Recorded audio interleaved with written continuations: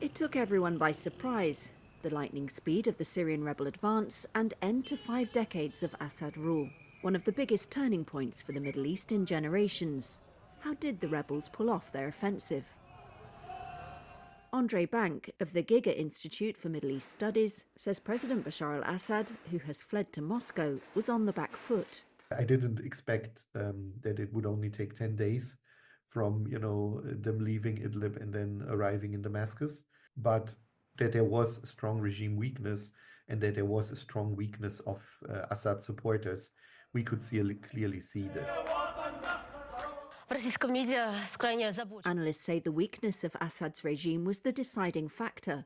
Assad's military allies, Russia and Iran, were distracted by wars elsewhere and Moscow was losing interest. Lebanon's Iran-backed Hezbollah, which helped government forces, was severely damaged by an Israeli offensive. Sources familiar with Hezbollah deployments said it withdrew many of its elite fighters from Syria over the past year, giving rebels a valuable opportunity. "We just wanted a fair fight," a Syrian opposition source said. Meanwhile, Assad's army was on its knees. A regime source told Reuters corruption and looting left tanks and planes with no fuel, a sign of how hollowed out Assad's state had become. Army morale had severely eroded, the source said.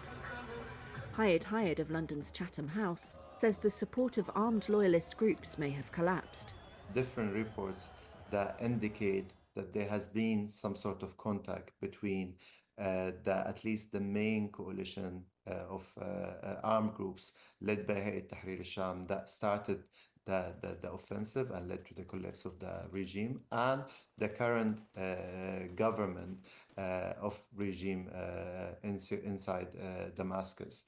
And there are even reports that there were sort of instructions to armed groups inside Damascus and fighters to drop their weapons and not fight back, which maybe explains why Damascus fell quite quickly despite the presence of loyalists. Turkey, which struck a deal with Russia in 2020 to de-escalate fighting in northwestern Syria, has long backed Syria's opposition. But it was against a major rebel offensive, fearing it would send more refugees its way. The rebels felt that changed earlier this year, the Syrian opposition leader and a diplomat from the region told Reuters. Assad had rebuffed repeated overtures from Ankara, aimed at finding a political solution to Syria's military stalemate.